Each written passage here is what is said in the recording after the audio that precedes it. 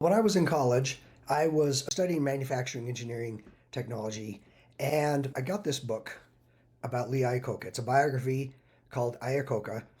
And he worked for Ford, then he went to work for Chrysler and brought them out of bankruptcy and created one of the greatest car manufacturing companies on earth.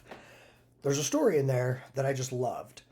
And when he was working for Henry Ford Jr., he had two teenage daughters at the time. And he was getting ready to leave for the day early. It was like 2 or 3 o'clock or something like that. I'm walking out the door and he got mad at him and he looked him in the eye and he said, "This place can burn to the ground before I break a promise to my girls." And I loved that story. And that story just sat in the back of my mind. Fast forward, I was new at a job out at the site west of Idaho Falls here, and it was really the dream job. It was a Saturday, it was my daughter's birthday. She was turning 4 years old. We had the whole day planned. It was a Saturday, and I got a call. It was early afternoon. I mean, we had the day planned with pizza, and we were going to a blast off or something like that, a kid's place where they could play, and we were going to have watch movies and have cake and everything, and it was all her day. So I got a phone call on a Saturday, and it was my boss, and she said, "Something just happened. You need to come out and deal with this." And I said, "I can't do it." And she says, "No, you need to do this." And I didn't want to, but I felt like I needed to.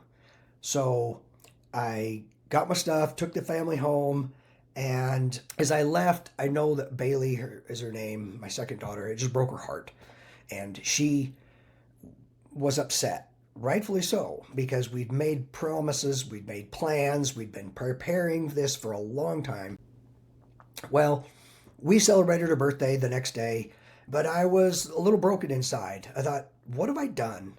You know, I didn't follow the example of one of my heroes of that day, of that time, which was Lee Iacocca, someone who had risen to the highest ranks in Ford and then quit and was the top dog at Chrysler. And that he was this caliber of a man, and yet he prioritized his family first.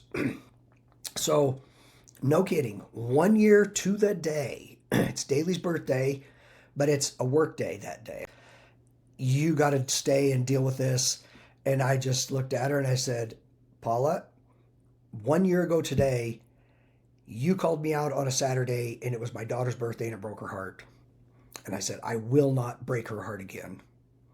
She says, "Well, you just need to do this." And I said, "Look, if you want me to stay, you're going to have to call security and have them arrest me to force me to stay, because at 4 o'clock I will be on that bus and I will be headed home."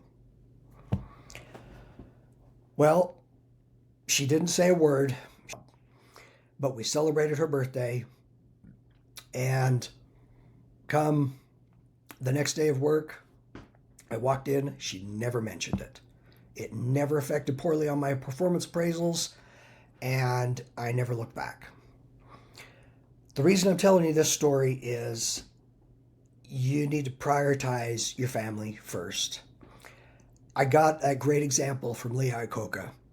He's long since passed away, and I believe someday I'm going to be able to shake his hand and thank him for that story and tell him that story gave me courage to do something similar in my life.